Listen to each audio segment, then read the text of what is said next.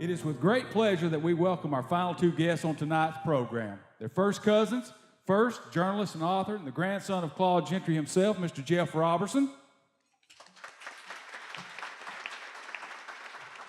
And our final guest, a former Ole Miss quarterback, a member of the Songwriter Hall of Fame. That's right, a member of the Songwriter Hall of Fame. The composer of Grammy-winning songs Midnight Train to Georgia, and Neither One of Us Wants to Be the First to Say Goodbye.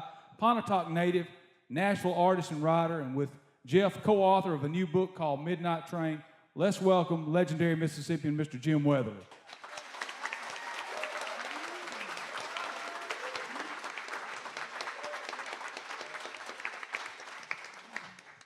We're so glad that you guys have come here tonight, Jim. It's such a pleasure to have you both on the show.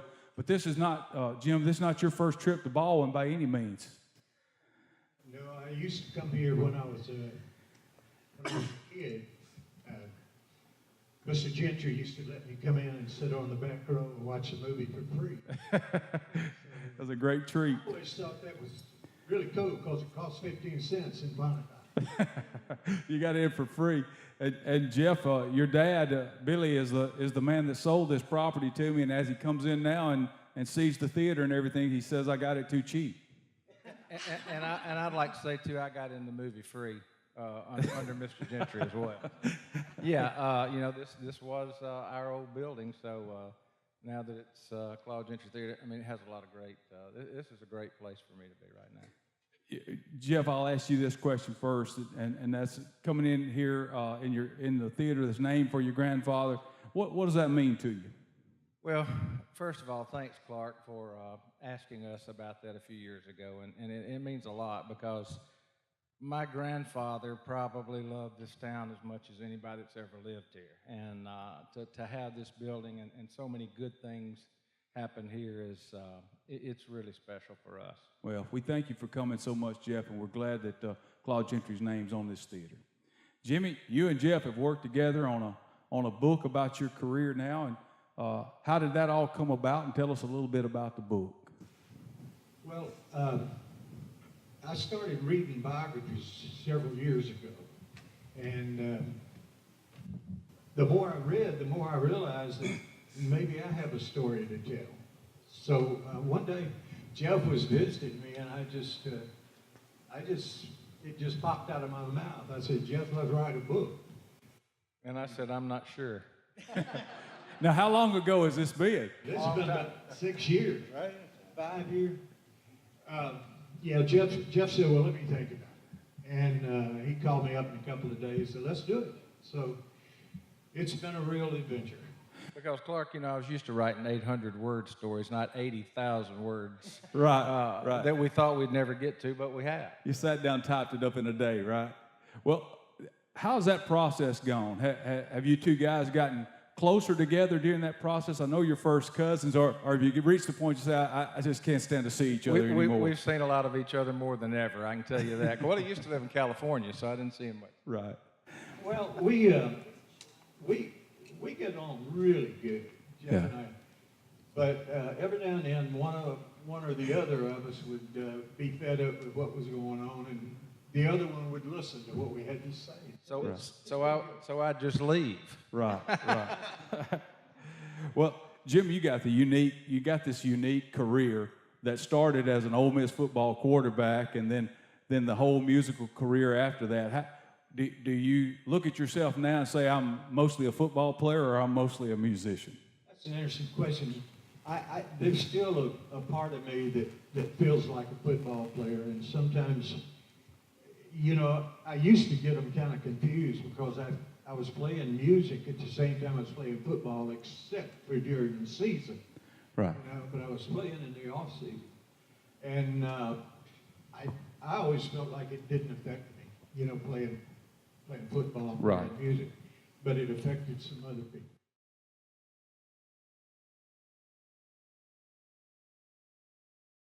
In 1973, one of your songs reached the pinnacle of the music world, and it was a #1 pop and soul hit, winning a Grammy for Gladys Knight and the Pips. And you've allowed us to play this song tonight, and we're very honored. We want to welcome Miss Toni Johnson with American Family Radio.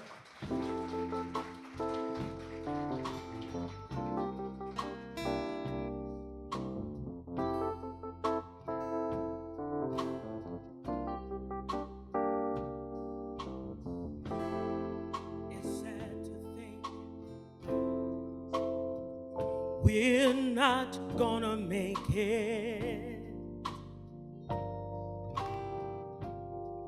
And it's gotten to the point where we just can't fake it. For some ungodly reason, we just won't let it die. I guess neither one of us wants to be the first to say goodbye. I keep wondering what I'm gonna do without you.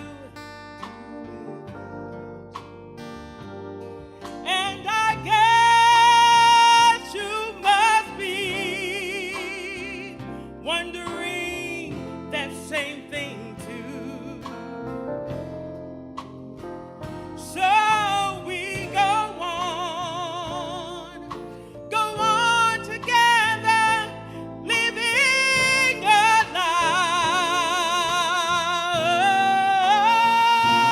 because neither one of us wants to be the first to say goodbye. Oh,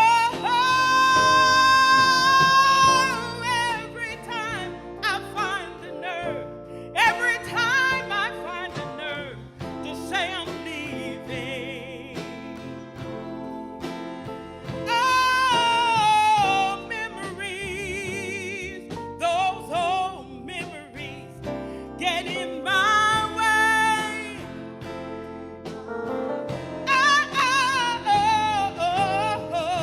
Lord knows it's only me, only me that I'm deceiving.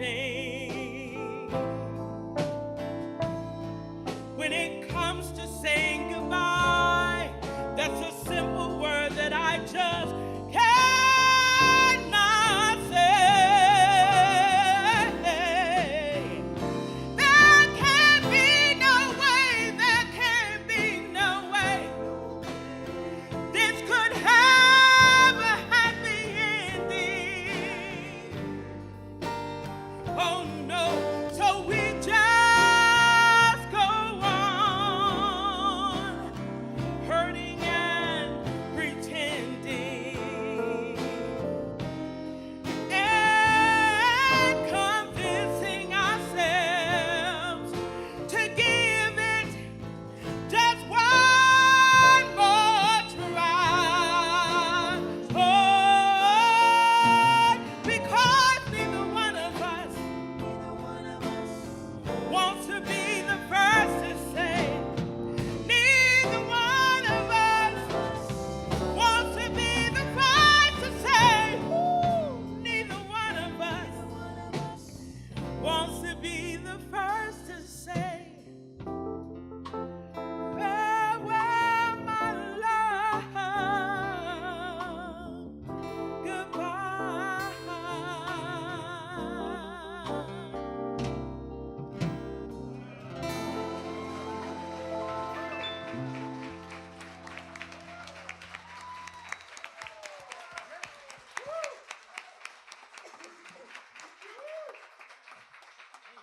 How about that?